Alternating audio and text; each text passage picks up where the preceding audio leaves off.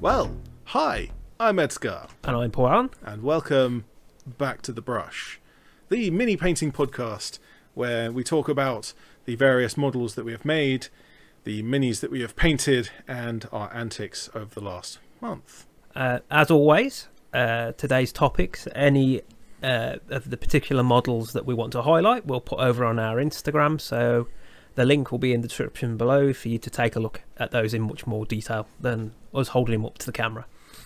So, the various topics that we have to talk about today, we will be talking about consistency in painting. When you're painting an entire army, a lot of people obsess over being able to paint exactly the same throughout the whole thing. I think that's bad, and I would like to talk about actually having some variation is more interesting. We are going to talk about challenges versus goals and how to encourage yourself to paint as much as you can in the time you have. And we're going to talk about converting toys, various things in roughly the right size, sometimes even in an appropriate scale, some that are a little bit more cartoony, and how to make them work for tabletop wargames and dioramas and other sort of things. But first, as always, we're going to look at some of the models that we've been painting this month and do a little showcase. Yeah. So, what have you been working on? Is it more toilets? I have some bathroom fixtures here. Yes. So unsurprising. Well, let's get some bathroom fixtures. These are some baths. They're like rusty. You've even put the old bath water in. Great. Yeah. Attention to detail. That was me attempting to make a wash. Well, you're trying to wash in the bath. How appropriate. I had a little bit of Adrax Earthshade left, and I had a tiny little bit of Mofang Brown, so I thought, well, I'll just chuck them all in together and see what happens. Now that you've mentioned the Games Workshop wash there, I need to remind you, I've actually sent you the picture already, but I need to show the podcast. Last week, I knocked over my black wash. It was horrific. And here is a picture for those who are listening to this audio only. That is a dropper bottle that has fallen over and clearly hasn't spilled at all, because I don't buy terrible Games Workshop pots ever again. Sorry, would you like to continue with your Fallout accoutrement? Diorama. I'm going to call it diorama. Ed's keen on calling it my doll's house, which I think is quite cute. Hey, there's nothing wrong with it being a Fallout post-apocalyptic doll's house. That's cool. That's awesome. So this month I have started building the board up in the loft because it is now 6 foot by 4 foot. And I have nowhere big enough downstairs to actually house all this stuff, and my wife is getting upset. So what's that? 2 meters by 1 and a bit meters. 2.1 meters. Who in the right mind uses feet anymore? It's interesting actually at work for 200 years with the social distancing. People keep going, "Oh, you've got to be 6 foot apart or 2 meters," and I was like, "Well, what about 2.1 meters?" People look at me like I'm kind of drunk. How far are we into this podcast, and we've already derailed onto the metric feet versus inches. imperial system? Right. To bring ourselves back, I will mention one of my models, and then you can carry on with your Fallout stuff. Every single one of my models this month will be featured in videos on my channel, so I'm going to just kind of quickly brush over them. This one has been on a video. This was published a few days ago. This is one of my Orc Warbikes with... Wasn't it the video that was published 4 hours ago? Well, now everyone knows when we record the podcast. Oh, dun dun dun. As far as... if you're watching the podcast live, this would have been Wednesday, Thursday, Friday, Saturday. 4 days, 3 days ago. But as we're recording this video has just gone live. But yeah, go on, carry on with your... Actually, you start watching it and it's just like a ride-out video. I don't even think there's any painting in it. Who was the person on the bike with you? Darth White. So yeah, so I've been working on. I've been working on mostly again scenery. I have been working on some of the miniatures. So I picked up from the Facebook group. There was a gentleman in Germany who decided to stop playing the game and sold all of his minis. So I got about £400 worth of miniatures for €200, which was great until I got bit with the old Britax import tax. But you know, less said about that, the better. Was it £200 import fees? No, it was €56. Okay, so you still 40 quid. You've still got them a little okay. cheaper than retail price. Yeah. So I've been working my way through Vault Dweller models this week. So this particular model, he comes with a rifle. I've got two of them now. So I have resin printed a plasma rifle from the game and put on the model instead. Now there are rules for that particular rifle in the game, so it's not non-canon, I suppose would be the term.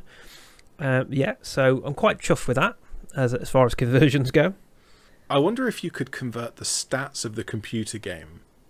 If you look up how the mechanics work behind the scenes in the computer game version, and then compared all of the guns that are in the tabletop game and how the mechanics there work, you could then extrapolate and work out roughly where the plasma rifle should be. The plasma rifle is in the rules for the tabletop game. So oh, it is. Oh, I thought you said it wasn't. Never mind. What isn't is all the sniper rifles I printed. Okay, which is a shame. No, the same thing, but with the sniper rifles. So the damage is not too bad. You could go with like a hunting rifle, but obviously it's increased range, and I'm assuming that they're not in the game for that very reason. You don't want something that's going to be able to shoot from one side of the game, because the game traditionally is played on a 3x3 feet. So I don't think they want you to have a weapon that would shoot from one side of the table to the other. So I think that's all it really is. This one's cool. This one can shoot round corners. But yeah, so I printed some. And then I've also been working on last month. We gave ourselves a little bit of a challenge to do. Non-metallic non-metallic metal challenge. However, I am not getting on with this challenge at all. So this is as far as I've got with my chappie. So in the Vault Dweller set, there's two. Where is the other gentleman? There he is. Lady even, she's female. There's two of the security guards that have this sort of metallic-y armour. So those will appear, hopefully. Well, they will appear in next month's. They will appear episode of BackToTheBrush. In next month's. You can be absolutely certain of that. Either painted as a non-metallic metal, or I've given up and done them in metallics and admit defeat. One or the other. Yeah. I have also taken part in the challenge. I pretty much, after we recorded the last episode, I sort of went straight off to do this first, because it was just interesting for me to do the non-metallic metal. This is the first time I've tried to do non-metallic metal properly. I've done it once before as a mural where I wasn't really worried about getting everything exactly right. But this time I was trying to do it properly, and it's not perfect. It's not like a good NMM, but I think I've just about... Like, I'm right at that border point where in between it not working and it working. I'm at that point where it's just about... Like, if you look at it from far enough away, it looks like... It looks grey, but it does still look like a reflective metallic surface. An amusing story about this was... the week that Ed painted this, I was very busy at work, and I'd been to a point where I was a bit lacking on sleep. And the day Ed's video went live on YouTube, I actually copied the link and sent it to him. Went, oh, there's a video someone's uploaded about that, what we were talking about the other day. It was just sent Ed's own video back to him. hey Ed, you should watch this video. It's like I've probably watched it 10 times in the past 12 hours, editing it and uploading it, and making sure everything's fine in it.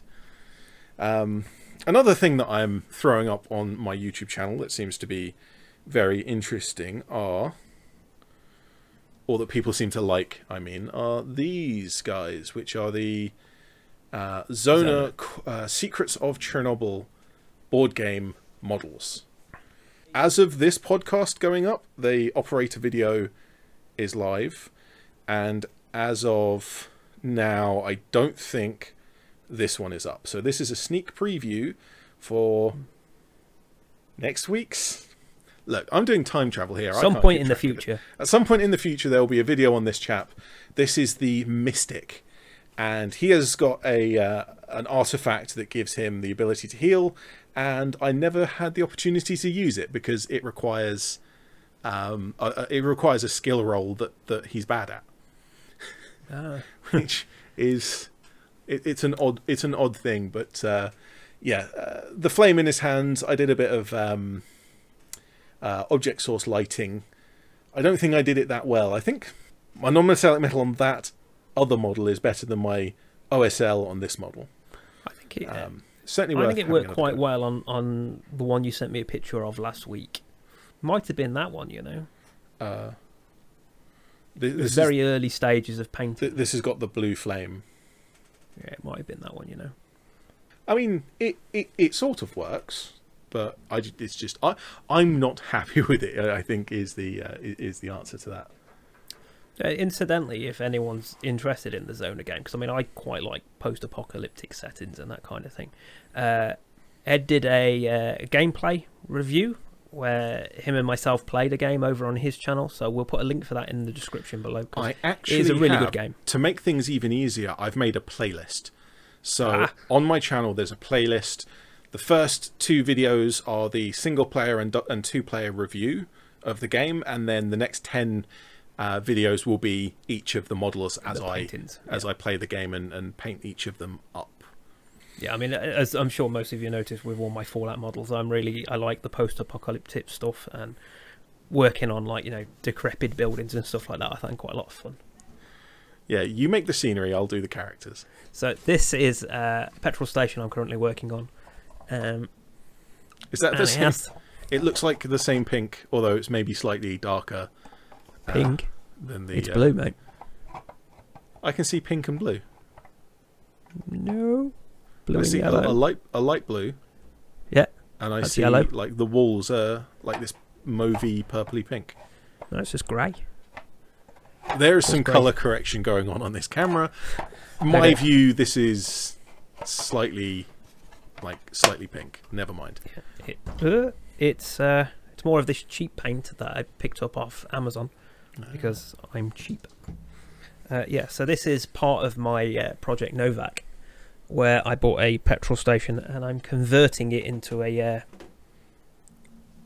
different petrol station. Into a different petrol station, but in the game all the pumps have been removed and it's been used like a bit of a garage. So I've pulled all those things off the model to try and mix it up a bit. Fair enough. That probably works. I've got another one that I can show off. You'll have to remind me what the name of these characters actually are. I tell you what we might have to do is just record a soundbite of you saying what it is. Sisters of Tellurium. Yeah, let's do it that. So while a lot of people think that these are fake Sisters of Battle, they're sort of not, because they don't even have guns in the box. They're fantasy models. They're fantasy models, but I have, of course, put a gun on them on this one because, of course, I have. And strange enough, this is actually a Sister of Battle bolt gun, because that's just the first thing that I came across when I went through my bits box. Yeah, I mean, the box had so many in there. It was. But this is my first ever model that I've painted with an airbrush, and after basically over a year of owning an airbrush, this is the first time I've been successful. And partly it's to do with not cleaning it properly, even though I've literally soaked all of the metal pieces in acetone at one point. But we've got it working with Paul's help, and Paul actually gave me this model as well, so appropriate. I think what I might do for this video, I don't really have a topic as yet, but what I might do is just say have a little rant about misinformation in the hobby community, because there's a lot of false information that gets banded around as truth, and as soon as one person says it, everyone else kind of repeats it. Was it you that shared? It was you. You found those it was one sprue of those system models on eBay, and then I went and found somewhere selling the actual box and bought them, didn't I? Yeah, I was thinking if you just bought like one sprue, just have a few of them would be nice. Strangely, this is something that I've gotten into the habit of, and I'm not sure if it's a good thing or a bad thing, because I don't paint armies. Well, as we'll mention in a moment, maybe I am. Maybe you do. Maybe I am, but I don't really paint armies. It's not what I'm interested in. I like to paint single models, like one at a time. Like, think about the character, think about the setting, and paint up just one model. I think that's what I enjoy. The difference is you're not, most of the models you're not doing them for a game. You're doing them because you like painting. Yeah, yeah, absolutely. Which is why, like, I've got like a single Necromunda model that I bought from Forge World just because I like the sculpt. You know, he's never going to get used in anything. I just thought he was cool. That was the Plague Doctor you painted a few months back? Yes, yeah, he's cool. I really like that model. It's also the only thing I own from Forge World. I don't own anything from Forge World. Because I paint single models. I don't paint squads, I don't paint armies. I don't really want to buy a box of 10 or a box of 20 soldiers for an army. I just want to buy like 2 or 3, maybe, sometimes even 1. And so what I've got into the habit of doing is going on eBay and finding the people that they buy the box and split it up. Yeah. Sometimes they will charge a ridiculous price for splitting it up. Yeah, scalpers. In some cases. But sometimes the prices are not too bad. I found a command set of 2 Viking models recently. That was my Sverd RPG character that I did a few months back. And that, including postage, was less than £3. Yeah, that's bargain, isn't it? So £1.50 per model. I'm happy with that. Like, that's a really good price. As we'll mention in a moment, I've got some of the Tanith First and Only stuff. I got the heavy weapons team, which is this one here. So I don't need 15 heavy weapons. If you buy the box, the heavy weapons team, the heavy weapons squad, you get 6 soldiers and 15 weapons. I don't need that. And so I found someone selling 1 sprue, which is 5 heavy weapons, 1 of each type, and 2 characters, and that's fine. That suits me. But now that we've mentioned the Tanith First and Only, the fact that I'm not making an army, except that I am now making an army. These are the Tanith First and Only models that I have painted this month. There are 8 of them here. This brings my total to 20.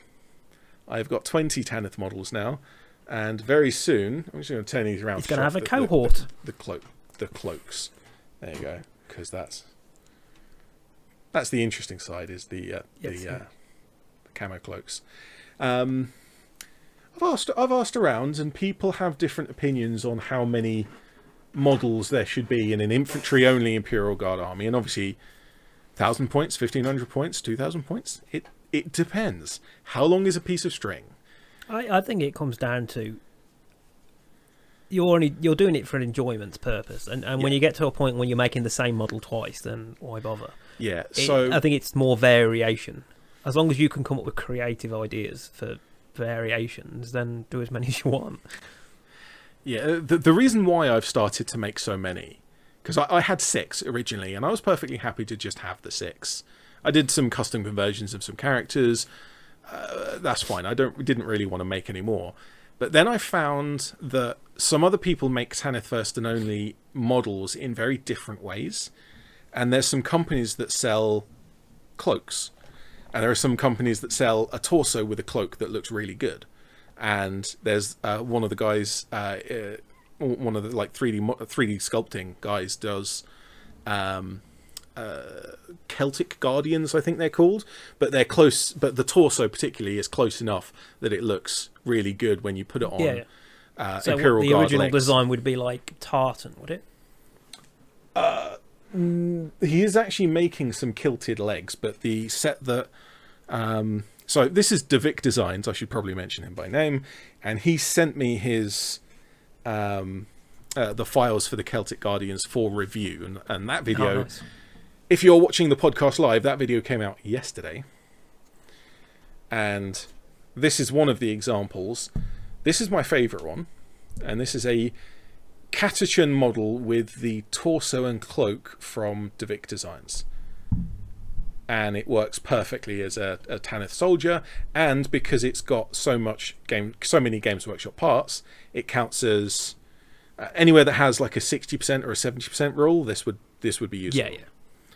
I couldn't use this in like Games Workshop's head, like wherever it is in Nottingham. Like they require 100% Games Workshop products.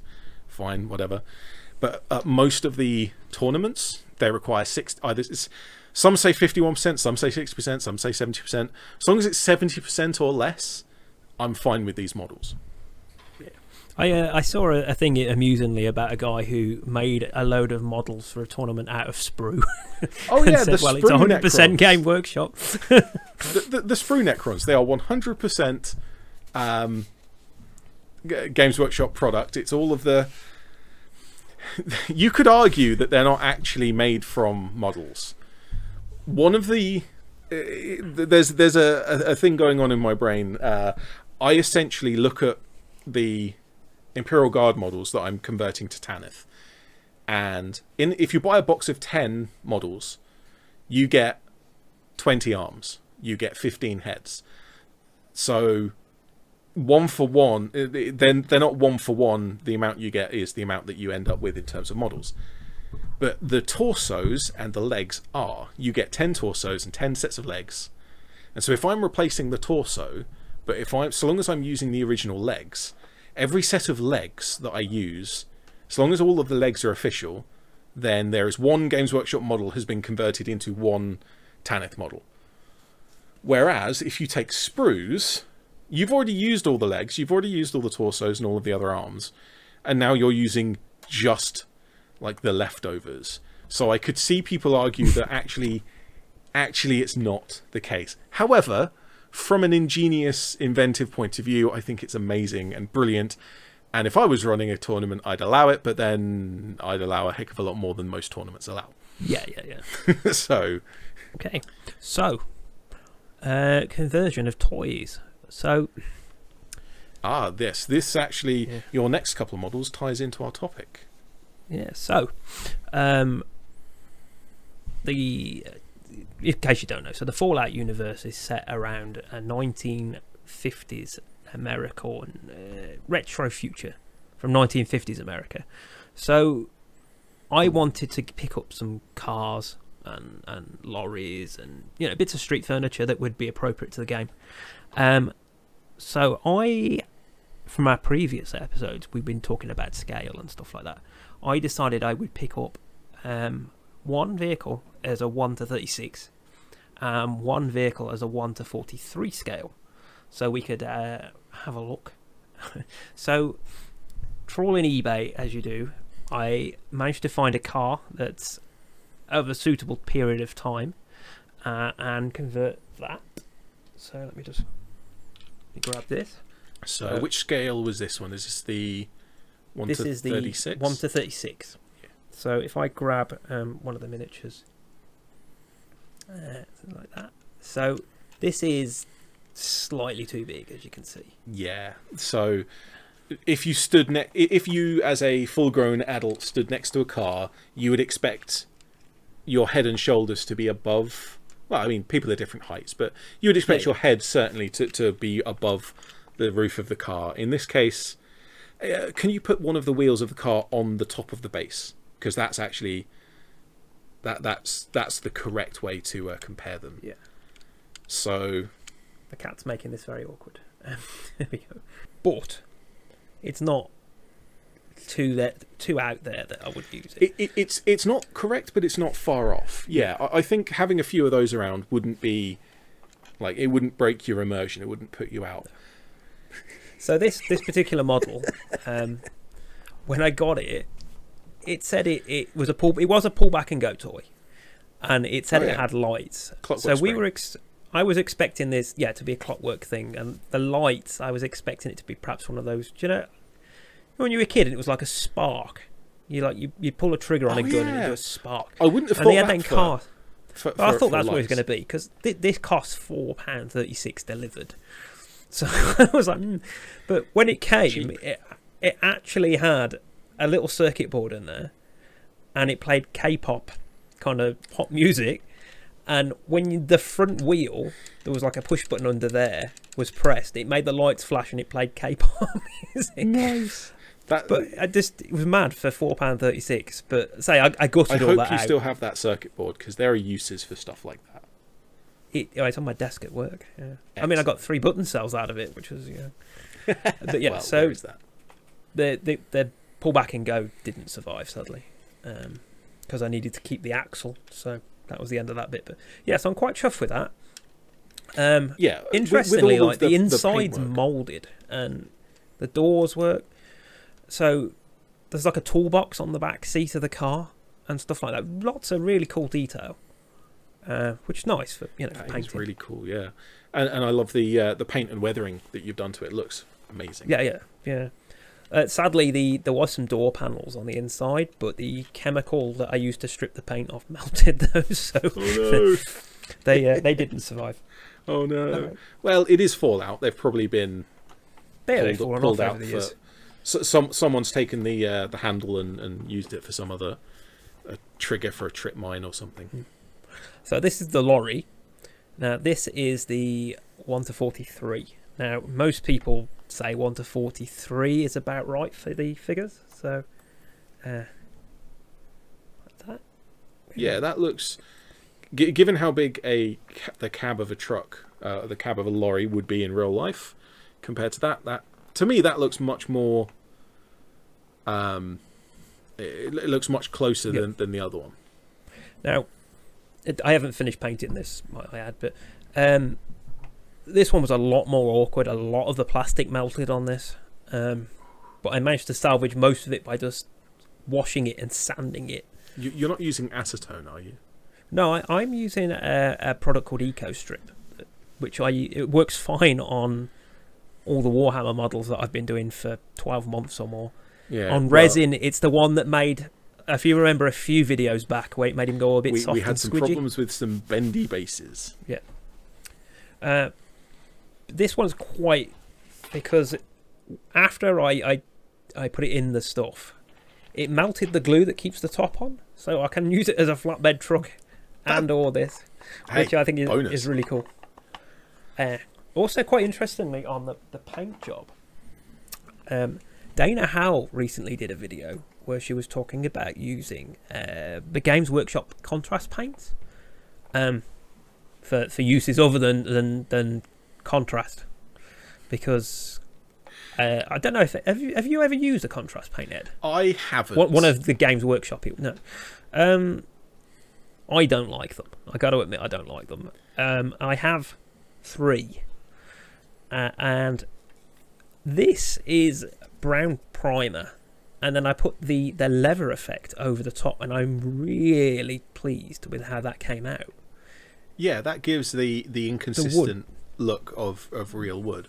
I think that's one thing that contrast paint can do well, is inconsistent surfaces, like inconsistent tones of surfaces. So I went ahead and tried it on these little bookshelves. Bookshelves. What are these called? The chest of drawers. Yeah, so I did it on those as well, and I think that works really well. I quite like that. Yeah. I've seen a few people, like anyone using contrast paints for what it was advertised to do, like the heavy wash over white, is terrible, and you should just use a heavy wash because that's better than what the contrast paint is.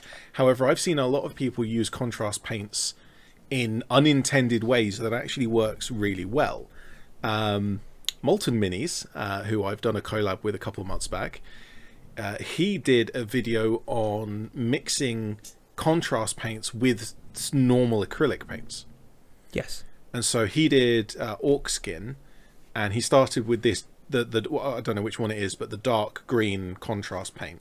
and he mixed in an acrylic paint as a light green, and he laid it up, and just as the dilution changed from being predominantly contrast paint to being predominantly normal paint, smoothed out the transition of colors really nicely.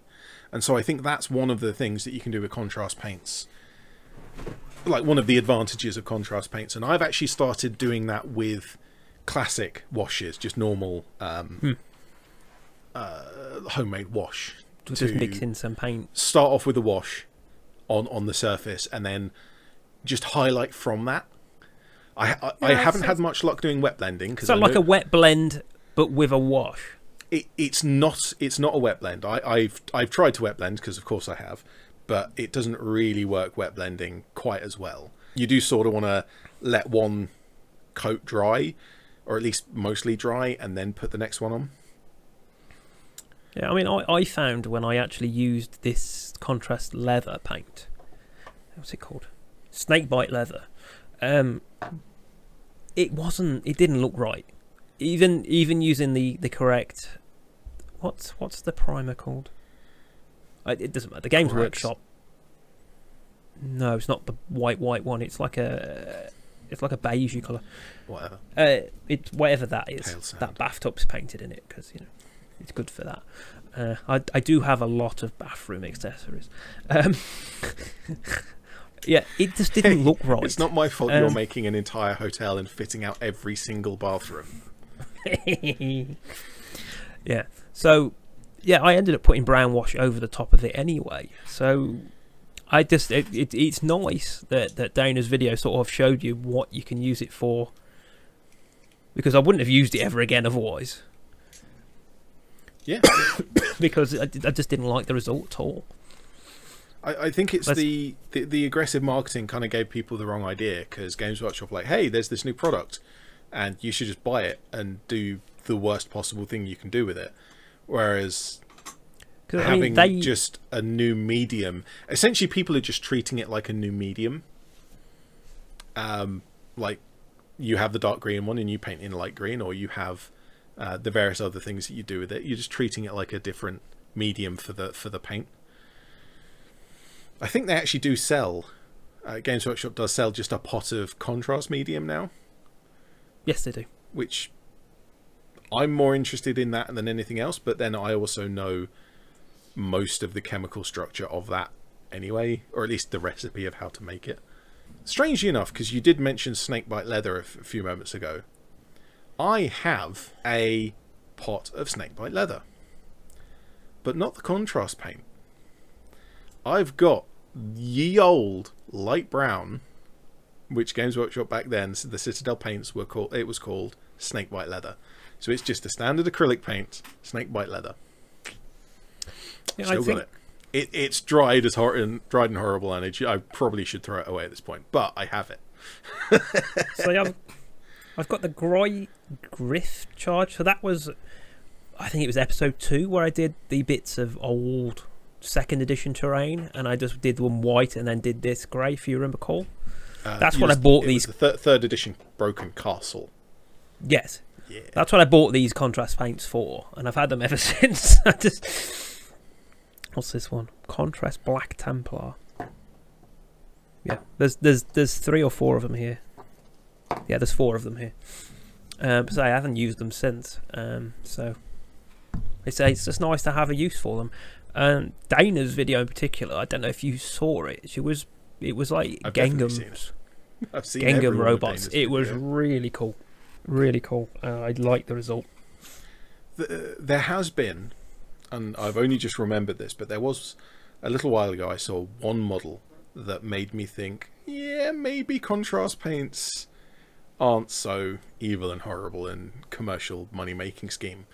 And that was simply because there was a Battlefleet Gothic ship, and I think it was an Emperor class battleship, and I'm not going to be able to find it now, but it was spray painted white with the apothecary white, which is like a bluey, snowy, kind of snowy blue color, put over the entire model, and because the Battlefleet Gothic ships are so finely detailed with so many ridges and it's all very sharp, they seem to, like the Imperial ships certainly, they seem to take contrast paints quite nicely. So I might have to go back to my research, work out the recipe for making the contrast medium, and painting some of my Imperial warships, which have been languishing unpainted in dry dock for quite some time. I should probably pull one out and see if I can have a go at some homemade contrast. One of my friends up in Manchester, he's got, I think it's Age of Sigmar army, but they look like squigs, but they were quite big, and they were all like a bright blue, really bright blue sort of contrast paint, and that looked really good. Those look really good. Squigs, but big. They were like, yeah, they were quite, yeah, large. It's been about 2 years, but his result was really good, and he was saying like literally did an entire army of them in one day. So there are use cases for what they actually tried to sell it to you as. If you're painting an army to play a game, that is a great thing. But for me, I don't want to paint an army in a day. I want to enjoy painting the like. I've got a whole bunch of models here. This is going to take. I want to like long this out. I want to make it a week or a month worth of painting. Oh, there he is. I'll grab since I can see him. So this is the hey, Dr. Arachnos. So this is the one that was what, yellowy. Yeah, so this is the one I did the actual leather thing directly on, and I had to put 2 layers of brown wash on this to really make it look presentable. It's covered in cat hair. Yeah, so that's the only real one I've used that on. And I'd say I wasn't impressed at all. Didn't enjoy that. Swing back round to the old lorry. So the swings and roundabouts. You can 3D print vehicles, and there are some Fallout minis available on Thingiverse.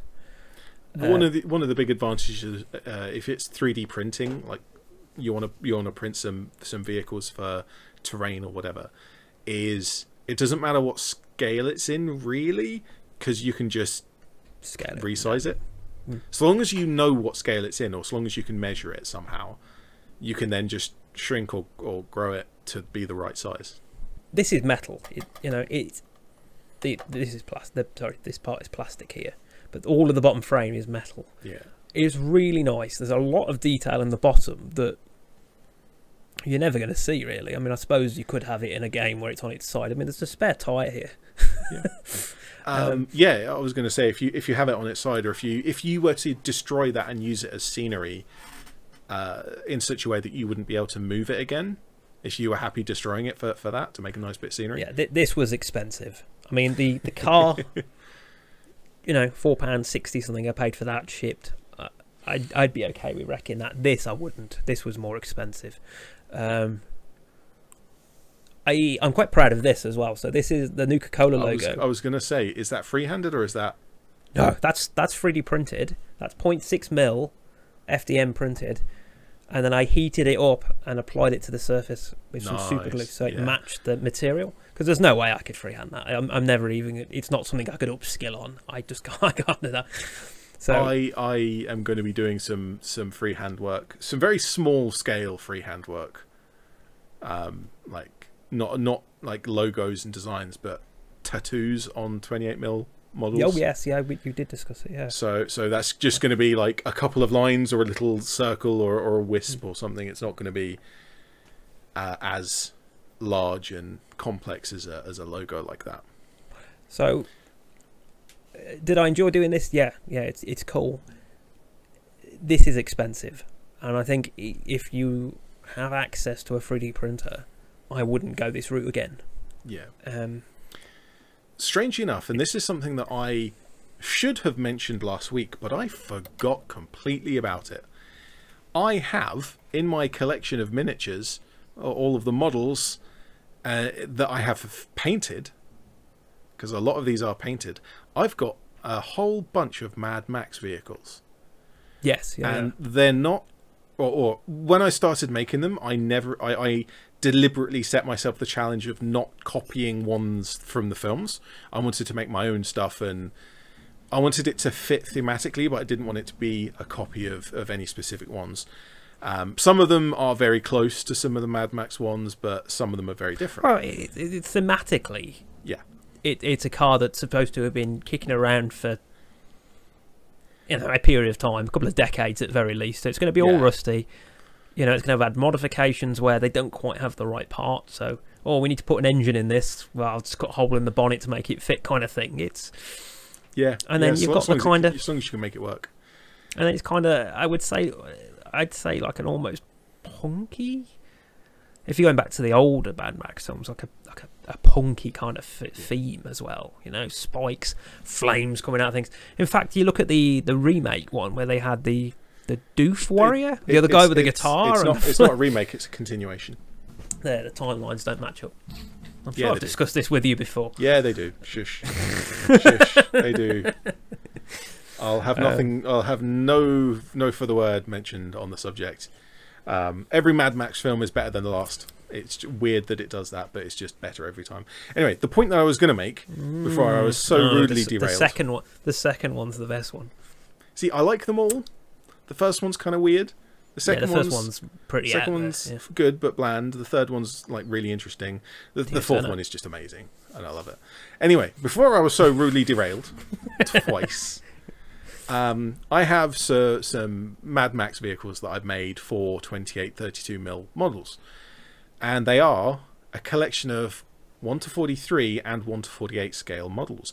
And honestly, the ones that look the best are not true scale models. They are the Disney Cars 1:43 scale, but slightly cartoony models. Disney Cars is a film, toys, for anyone who doesn't know. It was an animated film. What, it would be a decade ago? Maybe that long ago. Yeah, wait to make me feel old. I thought it was recent.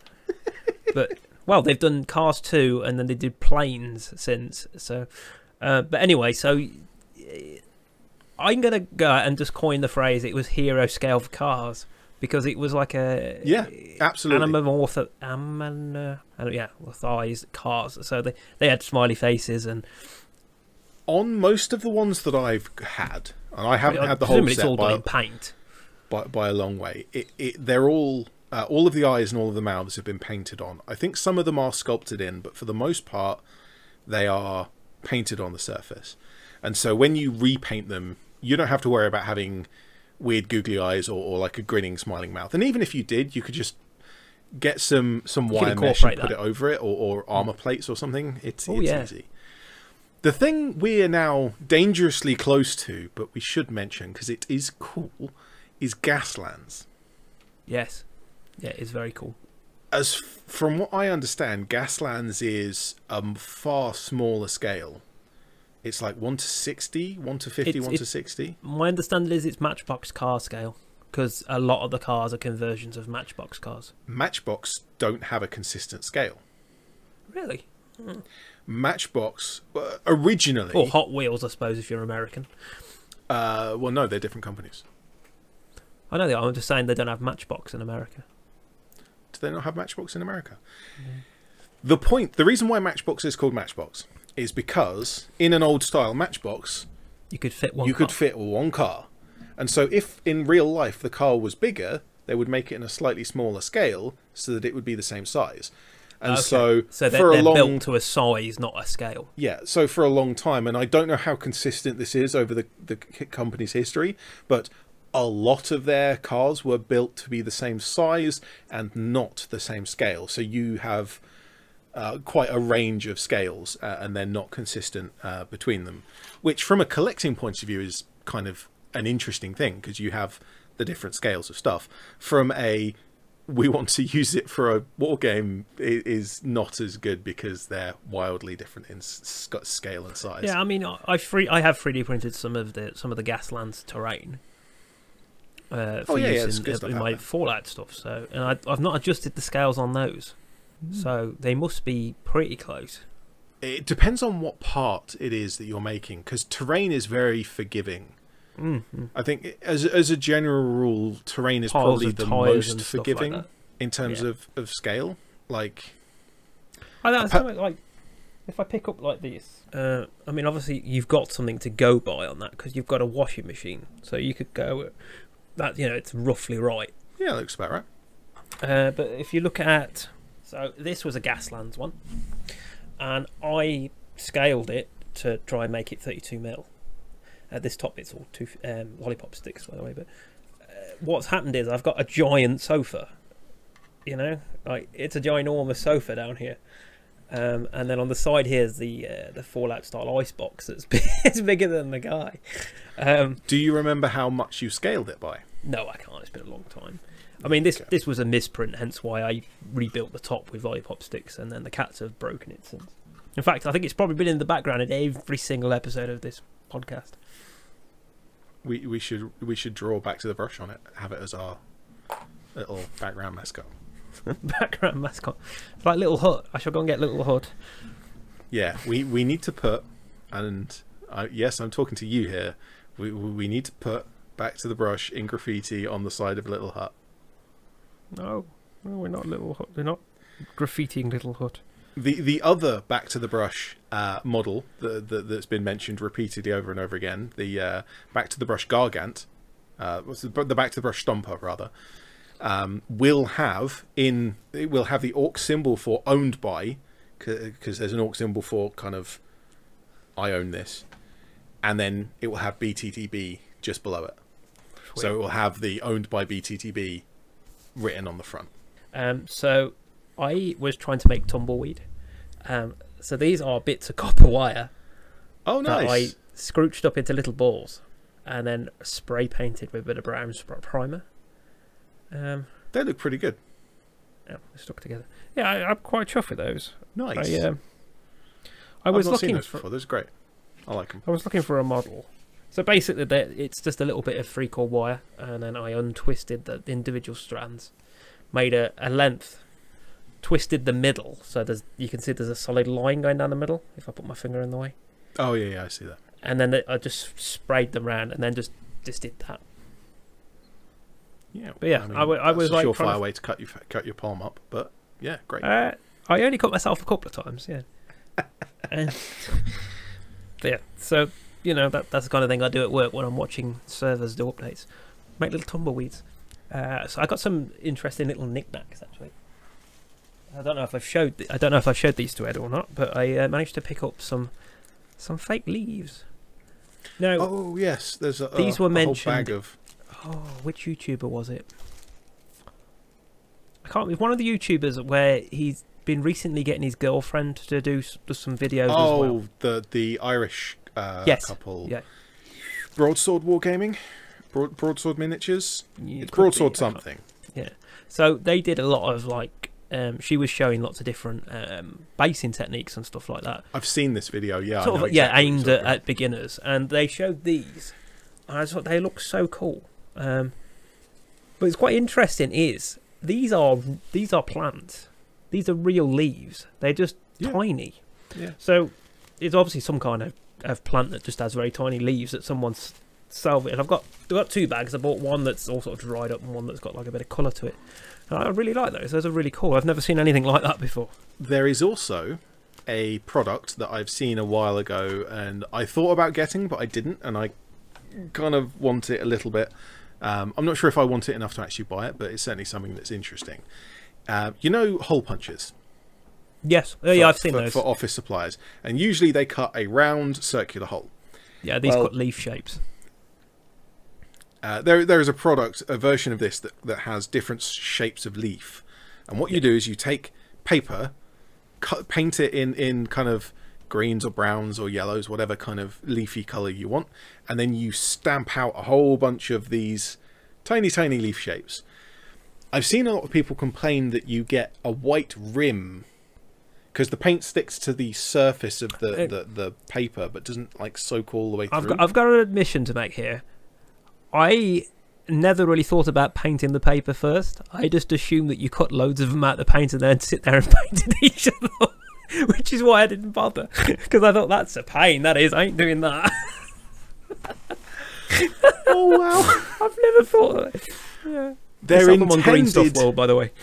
They do show that it's intended to be used. You paint the paper first and then cut them out. However, what some people have complained about is you get the white rim because the paint doesn't soak all the way through. However, there are types of paper that paint will soak all the way through and colour the whole thing. Things like tissue paper and stuff like that, and kitchen paper. And so I've seen some people like dilute down some paint, soak some tissue paper, and then leave it to dry. And once it's dry, it kind of goes crusty and kind of rigid because of the paint. And then they stamp out a whole bunch of leaves, and it's coloured all the way through, so they don't have to worry about repainting them. Now I'm thinking about it, I'm thinking get a normal piece of paper, make a brown wash up, soak the whole piece of paper in a brown wash so that it absorbs the brown all the way through, let that dry, and then paint it. If you can get the pigments, not just the water, it has to be the pigments go through. And I don't think, it doesn't matter how much you dilute it, I don't think you're going to get the pigments to go through paper. Maybe you will. Maybe that is possible. I don't know. I would expect not. Worth experimenting with. If anyone has one of these leaf stamps. They sell them on Green Stuff World. I have seen them. It's just that, as I said, I just thought, well, that's a lot of work. I ain't doing that. You don't paint each individual one. However, I can point out on a similar kind of subject. I have recently, for my autocannon team, for my Tanith First and Only, in the autocannon, they've got this kind of magazine with the ammunition, and then the loader has a spare magazine with ammunition, and I have made. I've just measured it up and worked out what size the casings are, and so on the base here I've got a bunch of spent casings just littering the ground underneath the ejection port. What are those made from? They're 3D printed. Oh, nice. I could probably have found a tube of the right, just a plastic rod. It's I can't remember the exact size. It's like 5 or 6 millimeters. Just cut off some lengths of a pen, like in a tube from a the pen. actual clear tube thing. Yeah.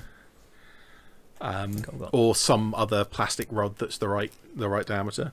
But this bit. Yeah. I of course I went to 3D modeling software, designed it to be accurate, and ran them off of my resin printer. But to doing it that way, it would be very difficult to paint them. Like what I should have done is made a frame so that I could print it in one thing, snap off the frame, paint them all, and then separate each one. I didn't do that because I'm not smart, or at least I didn't think ahead. And so I had to paint each one by holding it down to a piece of, like I had it on a box, and I held it down with my fingernail and painted half of it, and then held it down with my other fingernail and painted the other half for each individual one. I've got 5 of them on there. It reminded me exactly of these little dynamite sticks that I was painting the other day. They're just teeny tiny. You see, I've gone to all of this length to make my painting handle that is slowly becoming more famous than I am. But yeah, I didn't even think about it for these tiny little shell casings. My normal trick is a gob of blue tack on top of one of these bottles. Yeah. Just like that. Blue tack versus these shell casings, you'd just lose them. You'd stick them in and then you wouldn't be able to paint it because it'd just be under the surface of the blue tack. And suddenly I have pink tack. No idea where my wife got that from, but it's cool.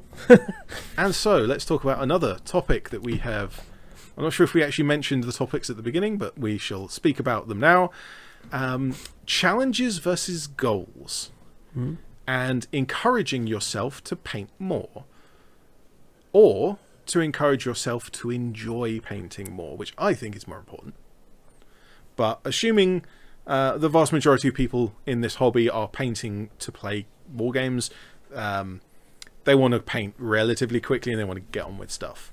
So which is more effective, and there's some psychology going on here, which is more effective in terms of setting yourself a goal of, I will paint this many models in this amount of time, or I will paint models at a certain rate or have them done by a certain time, versus a challenge where it's like you're going to paint 10 models in a go, you do a batch paint, you're going to paint the vehicle like in a go, that kind of thing. I don't like either of those. I've never had to. I suppose if you said to me, all right, you were going to a game tomorrow, here's a box with 10 minis in it for this game, paint them up tonight, then yeah, but I wouldn't do them to a level I'd be happy. You know, if I want to spend 6 hours on this model, I'll spend 6 hours on this model. If I do it in 20 minutes, I'm not going to be happy, and every time I look at it, I'm not going to be happy. I mean, I have watched. I mean, Goober Town Minis did a beautiful challenge one where he stayed awake for 24 hours and painted. It's an entertaining thing to watch, but I just don't think it matches my style. So the way that this one's a bit more. It's a harder one for me to get my head around. I kind of agree, and I'm kind of in the same position that I'm not painting for a game. I paint one model at a time because I really like painting models. However, recently it's been thrown around, and I think this is from a White Dwarf. I'm not sure. So the ones that are scribbled out, are they scribbled out by you, or is it just on the graphic? Yes. So this particular example is my progress so far. Some of the models from this month are on there, some of them aren't. The top right hand corner, if you see that there's a unit of 10 models, and I've tallied up 8. That's my Tanith for this month. So if I paint another 2 Tanith, I can scribble out that box as well. For me, this is a really interesting kind of fun challenge. I'm not taking it seriously, and if it does become stressful, I'm going to drop it immediately. I'm not gonna fixate on this. I'm not going to fixate about finishing it. For so long as you have the right type of mentality about this, so long as it doesn't become a chore, this kind of thing can be fun. If you can tick off a box on a little hobby bingo, or if you can cross something off of a list, or however you want to organize yourself to do it, I think that can be fun. So again, so long as it doesn't become a chore, so long as it isn't detrimental. And I don't know where the line is between those two. I'm not a student of psychology. I suppose an interesting thing I've noticed, particularly this month, I'm getting drawn more towards making terrain than I am painting the minis. So I'm sitting and I'm making these little huts, and I'm painting the huts up, and I'm ignoring the actual miniatures to go with it. So I've made conscious efforts to go, right, I'm going to paint some of the miniatures. I've noticed, and this has been a kind of a running joke for me for a little while, I have very little terrain. I've got a toy box in the garage full of terrain. Strangely, I have more volume of completed models than I do volume of terrain.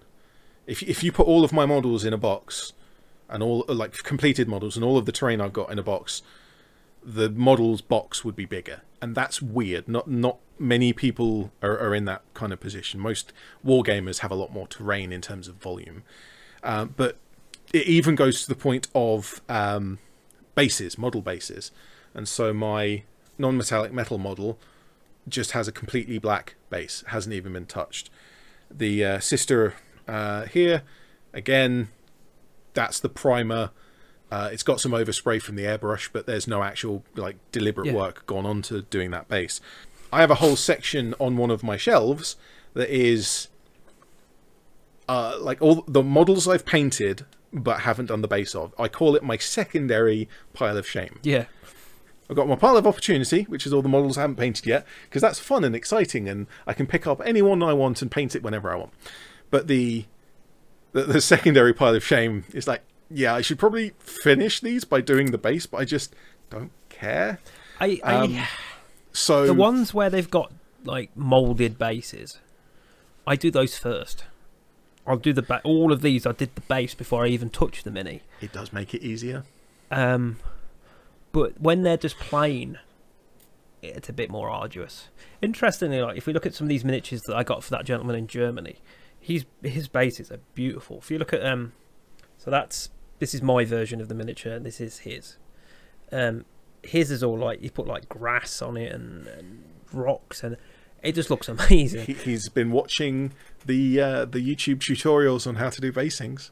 Yeah, it's also a nuisance to get off.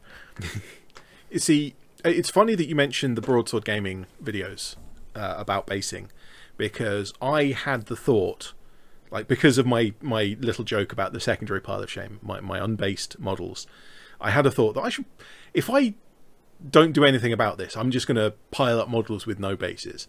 So what I should do to kind of kick myself to do it, if I make it a video, and this is kind of tying into the challenge versus goal, I set myself a goal of making a video about bases, and if you follow the channel, follow my channel, you'll find out soon enough if I've ever done that, because the video either will or won't appear. But as I recorded the intro for that video, and then I turned on the TV to do some painting, and that video, the Broadsword Gaming video, showed up. Yeah.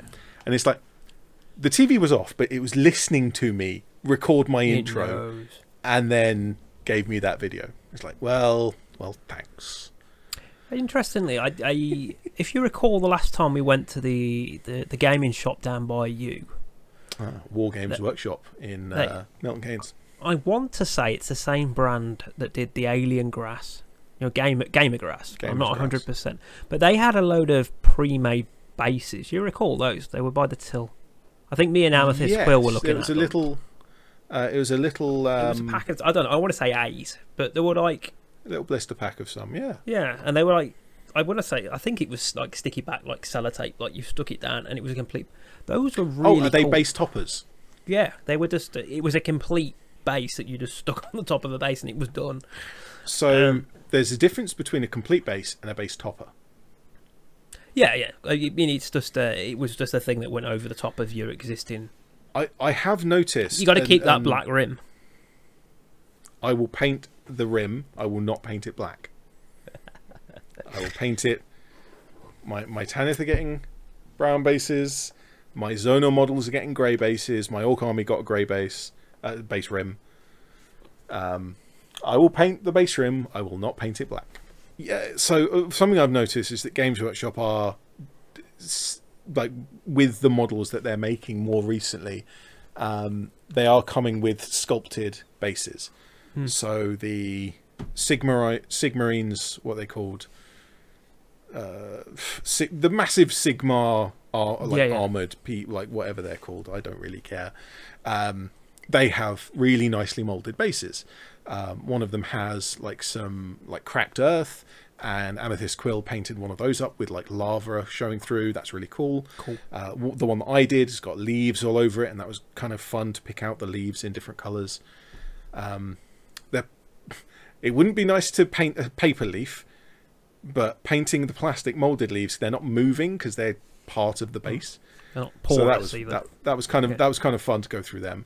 The Necromunda models, not all of them, but a lot of them have like mesh plate flooring and all sorts of. Yeah, I think all the Necromunda have always had like a mesh floor, haven't they? Even the older ones, but it was more the old ones just had standard plain bases. Did they? I thought they always came with like at least just a mesh floor like that.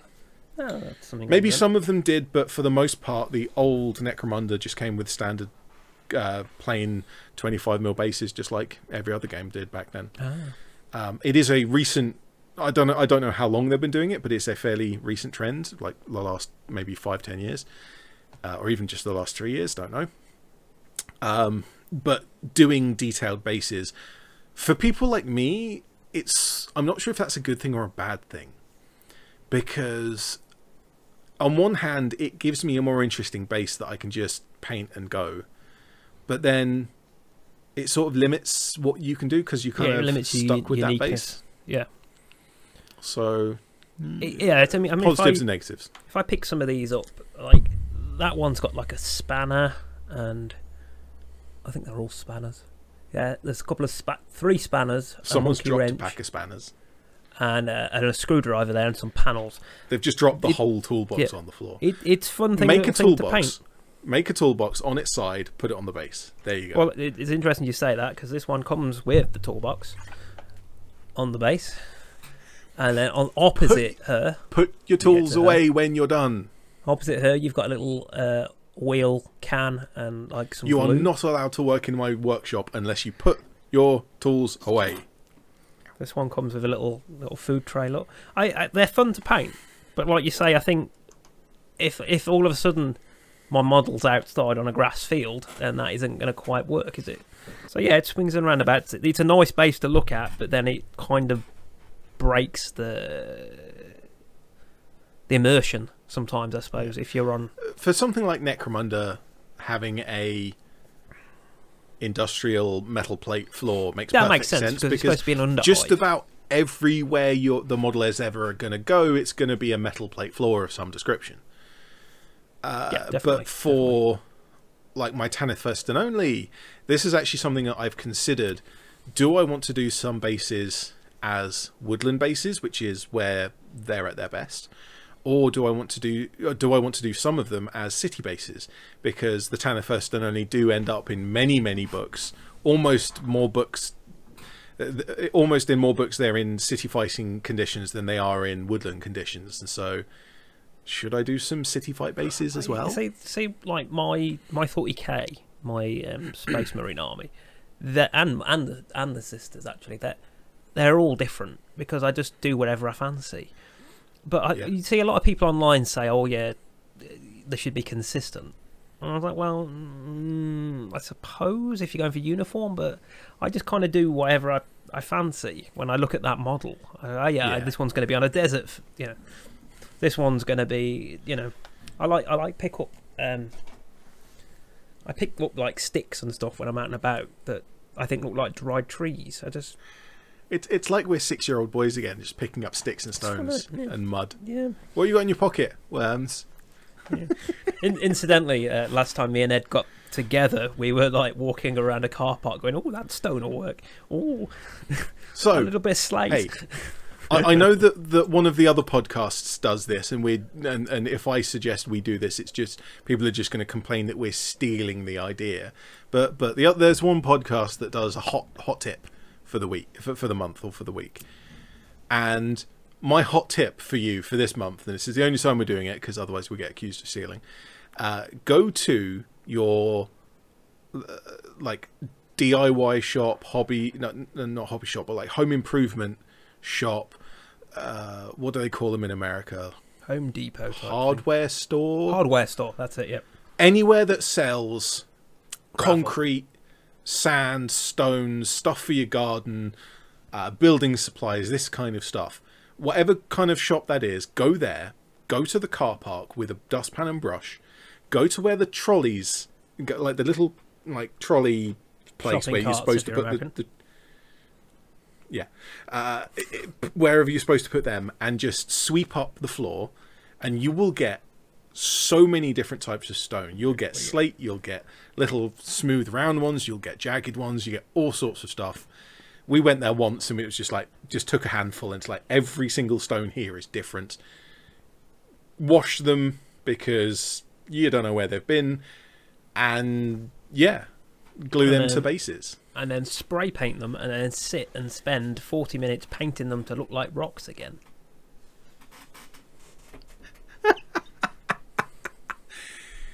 Yes. We take a grey rock, we spray paint it grey, and then paint it grey to make it look like a rock. Put all the shadows and stuff back in again. Yeah. And we paint in the shadows.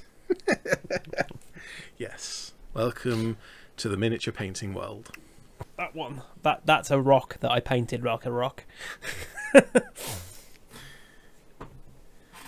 So, you mentioned consistency, and actually in terms of basing, this is far more visibly identifiable than with paint scheme that I was intending for this topic to be spoken about, but actually it kind of is connected, so we can talk about the whole lot.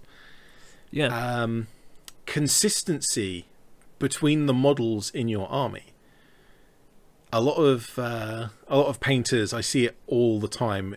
No, I have to have exactly this brand of paint. I can't buy some other brand of paint because I need exactly this brand of paint so it matches all of my other models that were painted with this brand of paint. or I don't want to start painting the army now because I'm getting better and like my first models will look bad and my last models will look much better and they'll be inconsistent. That one's there unavoidable. are so many excuses. It's unavoidable. Your skills are going to get better as you go, and I suppose you could go back. You could go back and strip some, but to be honest with you, you get to a point where it don't matter.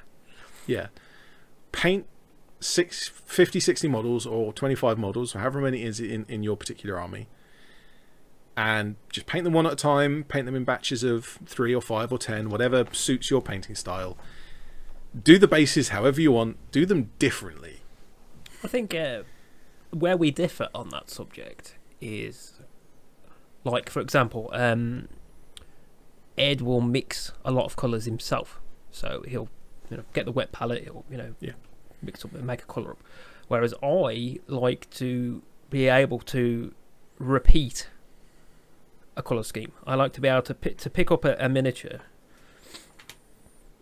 and know that I can look at that and go, right, okay, I know what purple that is, I know what pink the edge highlights in, I know what wash I used on that, I know what brown I used on that, I know what gold I used on that, and I can reproduce it. I'm not as extreme as Ed says, like with stuff like if I'm using lead voucher, I could switch to gunmetal from army paint, for example. But to a certain extent, I like to be able to repeat. And stuff like in the Fallout ones, the tills are a certain blue colour, and I made all that up, mixed that all up, and getting my mindset out of the fact that it doesn't really matter because there's only going to be one till. If I'm making a model that's got 3 tills, I'll do them all at the same time, so they're all going to be the same colour. But if the next shop along has a slightly different colour till, it doesn't matter because no one's going to see them next to each other. But getting that mindset is very... Yeah, I understand. I understand where it comes from, and I should clarify that I don't mean to insult anyone who is thinking this way. What I'm trying to do is say that it is a bad thing to think, and so I want to free you from this bad way of thinking. I think to a certain extent, if you understand kind of what I'm getting at there. If we're talking about a war game, I'm going to use 40k as an example. All of your units and all of your tanks are not going to be immaculate. If we look at something that I'm painting here, let me pick up this guy, right? So that's nearly done, but that's immaculate. But it's not going to look immaculate when it's done. It's going to look like this guy. I'm going to put a load of dirty wash on it. I'm going to bash it up a bit. You don't want, well, I don't think you want, an entire army of pristine. All these tanks look brand new. They've just been made. you want them to look like they've been war torn and knocked up a bit and have a bit more story. Weathering models is a great way to make them look different and individual. But if the paintwork underneath is different, and I've just had a thought that I'll come back to. If your paint is different underneath and then you weather them, it's going to make them look closer together, even if the weathering is different, because you've got, say, your purple Space Marine with a brown mud effect over the top. It doesn't matter if that purple is a different type of purple. It could be a different brand. You could have highlighted it differently. By the time the whole model is done, I think they're going to look great next to each other, is my point. And the differences are going to give them more character. So my thought that I just had, I would genuinely like to try this. Next time you're down, if you bring your paint pot and you bring a model, a Space Marine or a Battle Sister, something like that, something that you know how to paint, something that you've painted a bunch of already, and I'll take Tanith First and Only model because I've painted a whole bunch of them recently as an example. We each paint our own model with the other person's paint set. Yeah. So you use my purples, which are going to be different from your purples, just want me to and I use your greens and your greys. And I want to see how different do they look. So it'll be the same person painting each of the models as the other models from the same set, but completely different paints. I assume that there must be something in our paint collection that's the same paint, but I think for the most part we have different paints. Yeah, I would have guessed so. I mean, I think we use the same gold because I think we both use these. I've really gone off the Revell gold. It causes me a lot of problems. That is dry. Also, the Revell pots, other than the metallics, their standard paints are really nice quality. I've never seen that before. Has it separated? Yeah, that's exactly what happens. You got to shake it. I mean, you got to shake any paints, but you got to shake that one in particular. I've never seen it do that before. The standard paints, particularly the matte ones, I really like them. The paint's good quality, good pigmentation, all the rest of it. The pots are... Like, I understand what they were trying to do with giving you a little dry palette. Like, you turn the lid over and it becomes a dry palette. Yes. But they just get caked in paint and they don't fit right, and then all your whole paints dry out, and it's just... Or it just seizes up and you can't get the lid back off. Unfortunately, half of my collection is Revell square pots because they're easy and cheap for me to get hold of. Like, my local hobby shop has them. Yeah. It's... With However, the recent pandemic, for some reason, Hobbycraft was still open, even though like the game shops weren't. So, yeah, you could pick those up in Hobbycraft. Yeah. Many of my local options for buying paints now sell Vallejo, and Vallejo are excellent quality paints and come in dropper bottles. So, that. Speaking of which, so... hot off my printer today, I've got some mirrors, so I am thinking about picking up their mirror paint. I've seen a couple of YouTubers do videos on those. That would be interesting. Metallic metal. I don't know if that's going to work or not, but I think I might pick a pot up. It's payday this week, so I can afford to waste money on one pot of paint. I haven't had payday in a year. So how would you actually do a scale mirror other than by painting? You could paint non-metallic metal and try and create a reflection. I mean, these models have got like cracks, like actually molded into them, where they've they've been broken. So I'm thinking that I will do the silver, do a black wash to highlight the sort of cracks, and then a bit of a brown wash around the edges to represent dirt, or some very light brown paint, probably brown paint rather than wash. But yeah, I'm interested. Because I was discussing it with my colleagues at work today, and he was like, "Oh, you can get like a mirror sticker. You can get that kind of thing." And I was like, "Well, I've never really thought about it. I've never painted a mirror before, but now I've got all my little bathroom mirrors to go with all the toilets. We got a little mirror."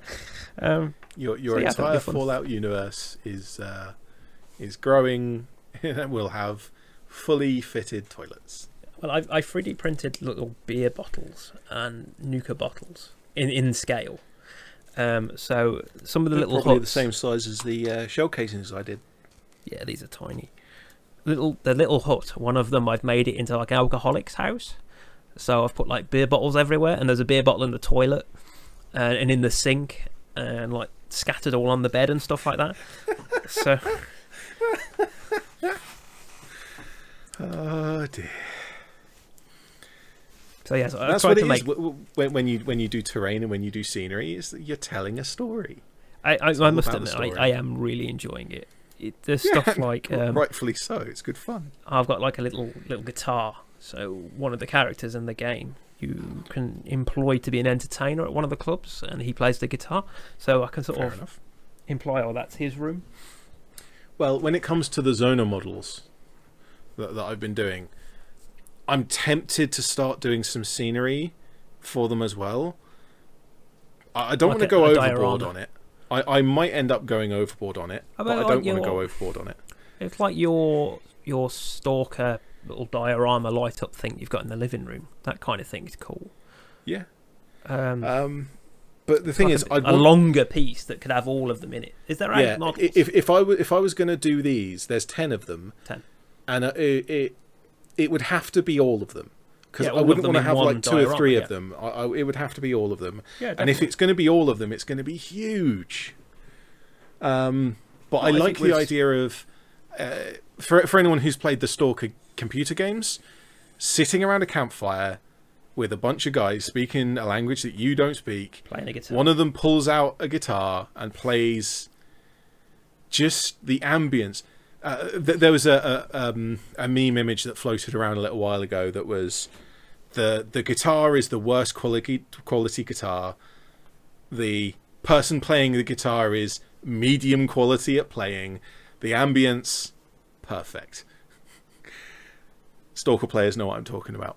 But sitting around a campfire and someone pulls out a guitar, I have to have a campfire and just a guitar leaned up against the side or something like that, because that is it really is the kind of the aesthetic. So I recently came across on Thingiverse some steel drum models that have flame effects in them.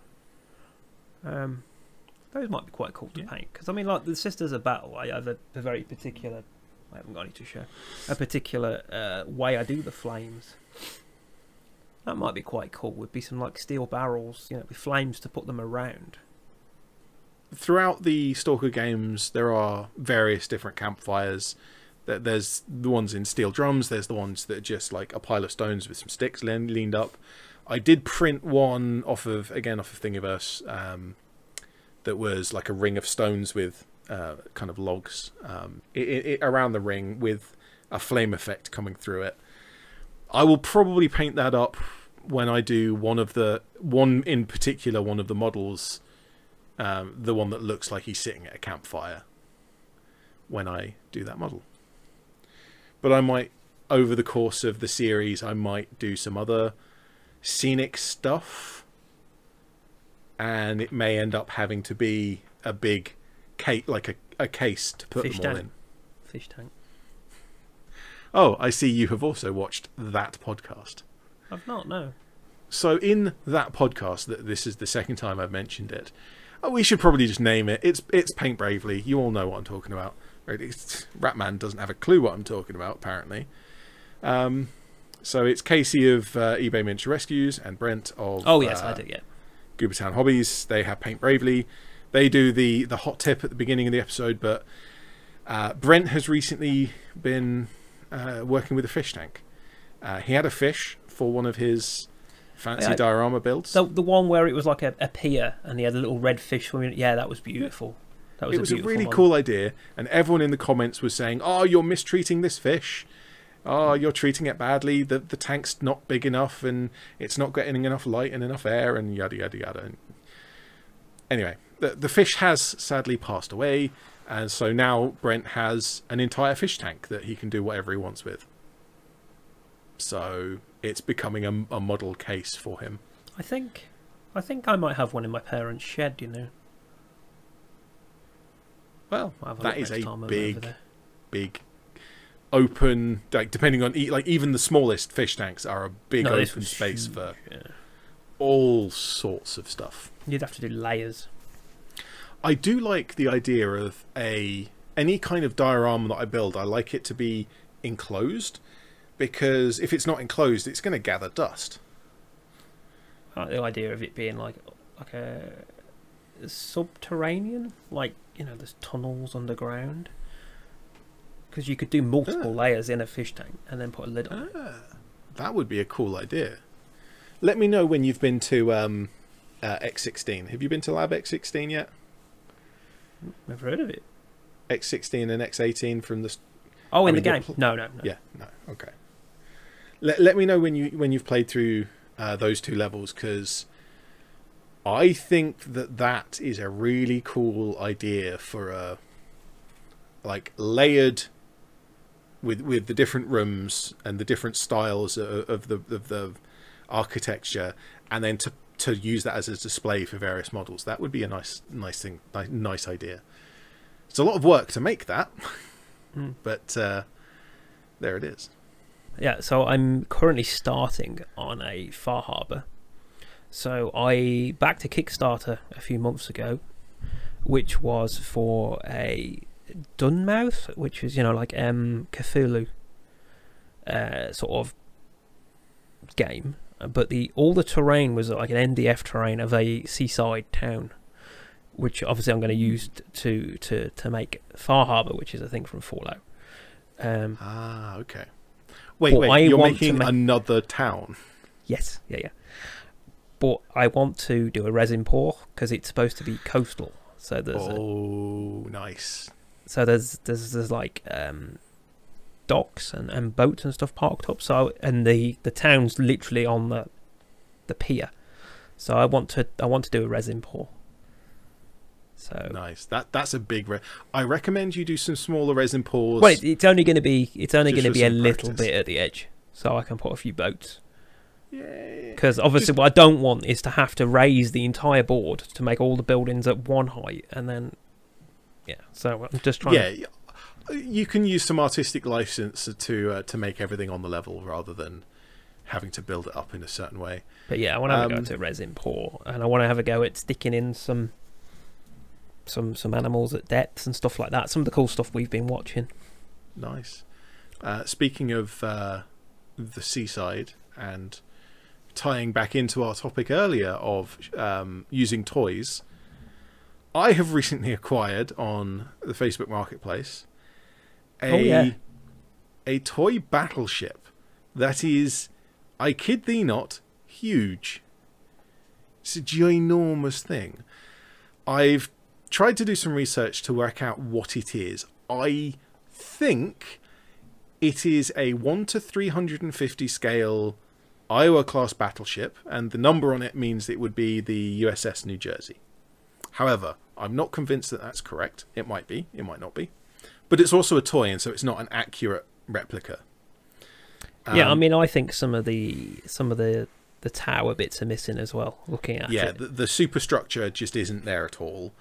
The turrets are correct, and the primary and secondary battery are correct for an Iowa class. The prow is a different shape. The Iowas have a fairly pointed prow, whereas this has a rounded prow. But I think that's just so that they could cut off 100 millimeters off of the box. Yeah, definitely. Because the size of a toy, the size of the box that the toy comes in on the shelf, it's putting it in a van. It makes a big difference in how much it costs to ship it around. So, cutting off the front, it doesn't. No one really cares if it's like no one really cares about the inaccuracy of versus the real ship, but that then saves them a lot of money in shipping. And it saves them a lot of money in shipping. Shipping the ship. Yeah. So what I'm going to do is I'm going to turn it into 40k scale, just a bit of scenery. It's big enough that it is effectively going to be part of a game board. It's not just one piece of scenery that you would throw on something else, like on your game board. It sort of has to be part of a harbor game board. Yeah. But I'm going to remodel it to an extent. I'm going to change the turrets out. I'm going to replace the secondary battery with like light machine guns. I'm not sure if I'm going to do it as an orc thing or as an imperial thing or as like a imperial adjacent human like PDF force. Haven't decided that yet, but it's going to go 40k scale, like 28-32 hero scale. It's going to get greebled. It's going to get painted. However, that is a massive project, and I already have a massive project in the Stomper.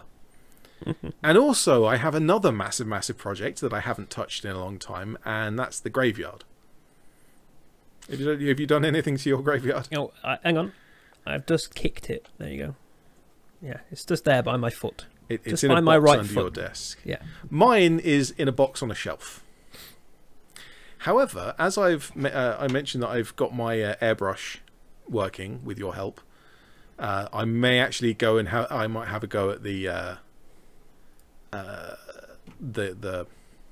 graveyard this month. I'm not going to finish it, but I might just get some coats of paint down on it. I might get it started. Essentially, that's what I mean. I'll get some work done. I think I'm further ahead than you are, because Mine's painted. I've done some modelling work, and I've primed it, and that's it. Yeah.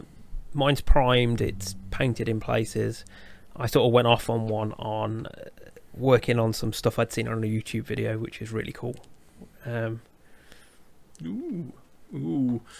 In 2 years' time, when we're done with this project, it'll be very exciting to see what we've got up to. But what my mystery. Until then, nothing happens. I don't know. I mean, I've had this guy sitting staring at me for a long time. I need to paint him up. Again, back on topic. I spent a long time painting the base.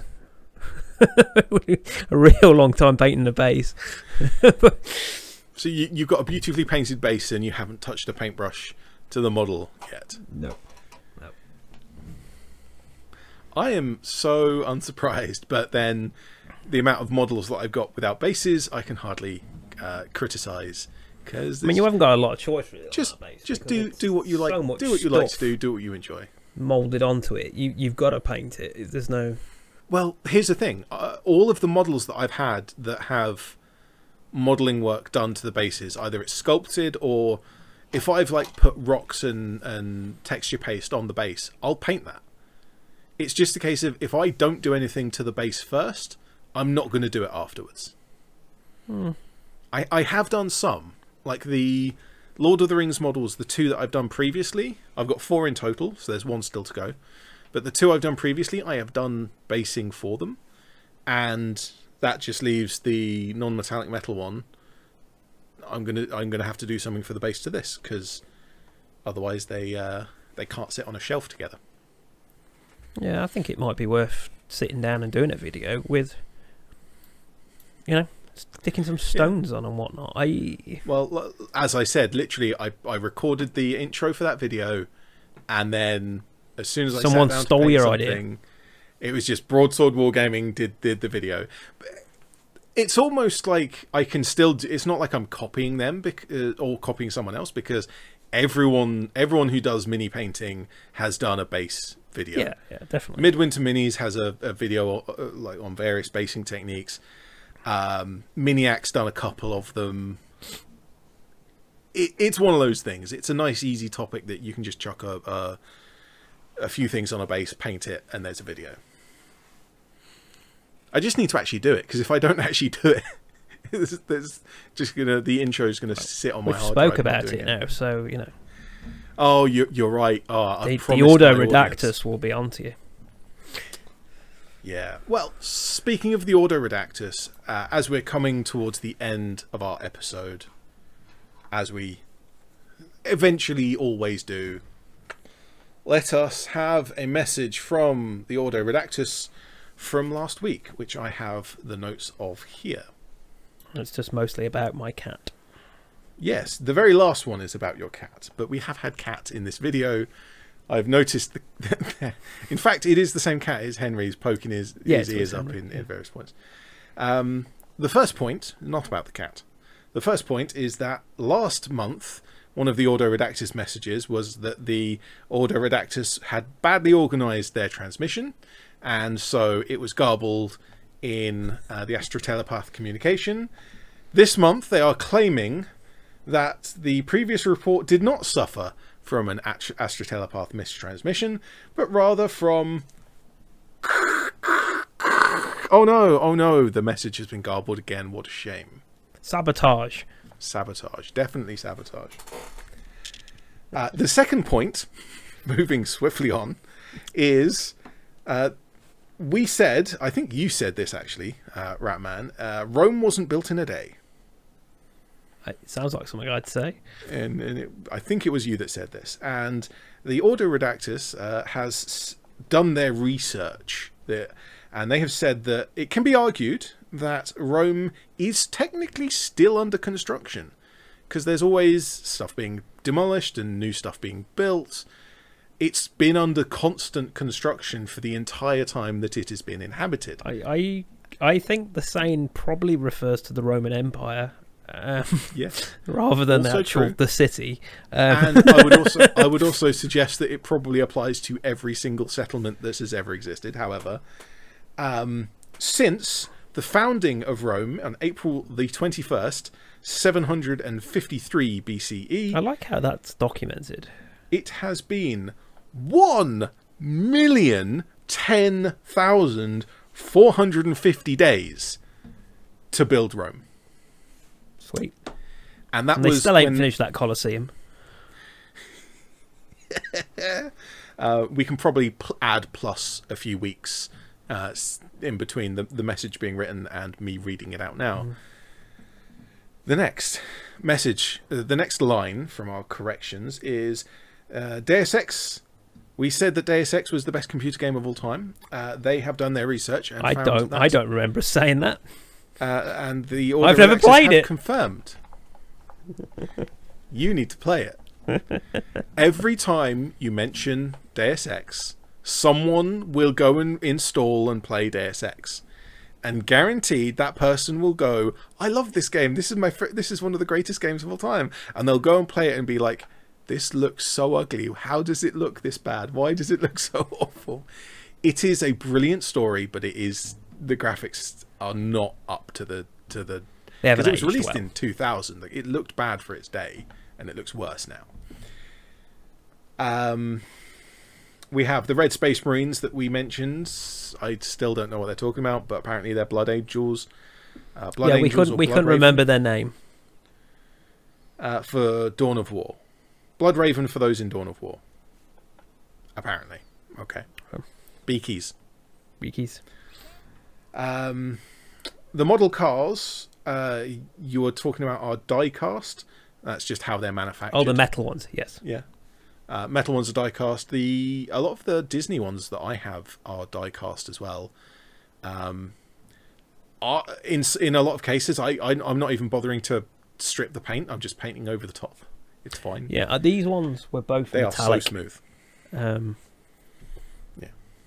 but there's a lot more plastic in toy cars these days, so I think that's good for us because it means that it's easier to remodel stuff, to do battle damage, to I genuinely have I bought a pack of Mini Coopers, old style minis, and I cut one of them up so that I could have some doors, and I cut the doors out of another one because there was no way I could cut evenly through that tiny gap. So I destroyed one to have the doors, and I destroyed the doors on the other, and I combined them to have open doors. Nice.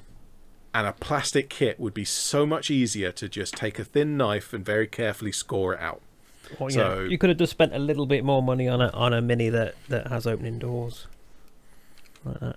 Or you could have a model that actually has opening doors. Further messages from the Order Redactus, because of course there is a long list from the Order Redactus. They pick apart everything we say. Mostly you. Mostly me. My little suggestion about putting graffiti on Little Hut, just in the corner, just to say BTDB, just as a nice little throwback to the podcast. The Order Redactors say that this is a terrible idea and should be vetoed. Well. I'm massively outvoted at this point. And they are Paul's buildings, and so he gets the final say, and of course he doesn't want to either, so as much as it is an amazingly cool idea, and as much as I am doing it to the Stomper, it will not be happening to Little Hut. Little Huts are a bit boring, really, because they're just matte brown. It's a bit... Yeah, well, if you added some graffiti, there would be some colour. Well, I mean, I might just stick a skull on the side of one of them. Yeah, some name tags, some various little doodles and artwork. I've got some little, cow skulls. Oh, that smell.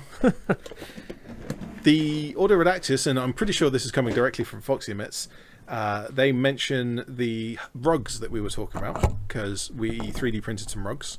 Yes. And the message here says, why not just weave it out of one-ply yarn? which I think is actually an interesting idea. Because I don't think that you could get the weave small enough for it to be in scale. I have considered this. What I had considered was silk. Bear in mind that we're talking about 1:40, 1:43, 1:48, 1:50 scale. How big is a strand of a woven material? Divide that by 50. This is how big your strands need to be. It could be done, but it's going to be difficult to get it to look right. I think the two realistic options are just normal 2D printed paper, or the printed thing that we both tested. Yeah, a 2D print just have the color of the rug, or a 3D print to have a little bit of volume. But it has to be a really thin print to get it to come out right. I still like the idea of doing something with a woven. So I've been doing billboards by printing stuff like this, which I think work quite well, because I mean obviously they're already weather affected and stuff like that. A billboard in real life doesn't have much in the way of texture, whereas a rug does. Yeah, what I'm saying is that's got like a weathering effect on it. Look, because it's supposed to be all flaking off. Oh yeah, actually. So I'm wondering whether we could do that with a rug. I don't know. The final message from the Order Redactors, and obviously this is the most important one, is the members of the Order Redactors feel that Henry should be allowed a minimum of an entire minute, basking in all of his glory during the episode, instead of being promptly removed. No, I think he's had a minute today at least. Well, there has definitely been ears for a significant... He was sat staring at you for a long time, so... There have been, at the very least, there's been some cat ears in this episode. So, with that, we have satiated the Order Redactors for another month. I'm sure they're furiously typing away, already working out all of our mistakes from this episode, ready for next month. If you yourself, sitting at home, would like to add to the pile of mistakes that we have made, place a message in the comment section, mark it Order Redactus, and say and state the correction.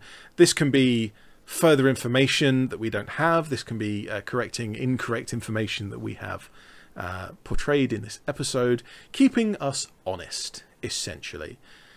Otherwise, the comment section is there for enthusiasm and encouragement. But before we go, I have been on a little bit of a crusade. I have been on a mission. I have been trying to get people to paint more. I have been trying to get people to get back to the brush, and I have been trying to get people to enjoy painting. And as a little prize, I think I have agreed to put some people's images, the images of the models that they're painted, in the podcast. I've shown this last month, and I think this is going to be a regular feature. Can we have the music from Smart play? Probably not, for copyright reasons. You'll just have to imagine it.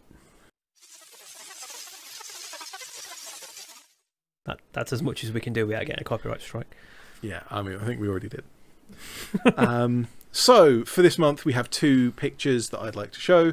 We have this Space Marine helmet from Socially Supreme. And we have this Cthulhu.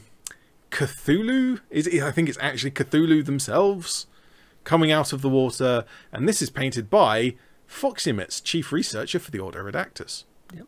And if you notice on the Cthulhu monster, the claws are very nicely done, very nicely painted. Not to blow your own trumpet or anything. Not that I wish to suggest that I'm amazing or anything, but I may have given her a few pointers. Which she promptly ignored. The rest of the model is obviously her own work. I mean, she painted the whole thing. It looks really cool. So there's that as well. Interestingly, that was a model I picked up when I was with Ed, when we were in your local shop. So thanks to Foxymits and Socially Supreme for the ability to use those images. And we shall round out this episode. As always, the main topic models that we've been talking about today, we'll have some nice high definition photos up on the Instagram, so you can go over and see those a bit more in depth. In square aspect ratio. Of course, and only 10 of them. and a maximum of 10. 10 is fine. We usually fit the important ones in 10. It's slice a couple together if needs be. Yeah. And obviously some of the videos that we've mentioned throughout today's episode will be linked in the description below, such as the Zona video that me and Ed did together. Yes. It's a cool game. I like that game. I'm going to enjoy doing this video series. I've got 10. I've done 2. I've got 8 more to go. The important thing is that I won on the first time I ever played it. You won. No one wins Zona. No, I think of all the win conditions you've told me you had, none of them seem very positive. What was the one I got? Because I did get a win condition on the mercenary.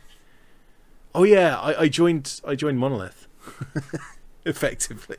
So thank you very much for watching. I am ED-SKaRs, And I'm Paul Allen. and we'll see you next month when we get back to the brush.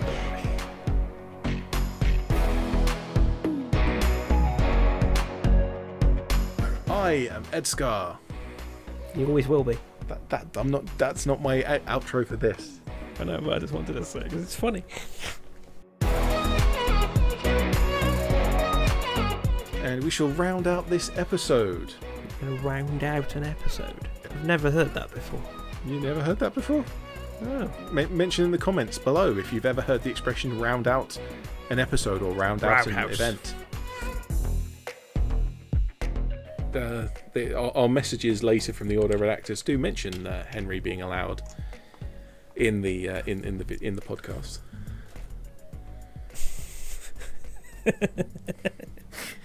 That can go at the end. Yeah. So it's definitely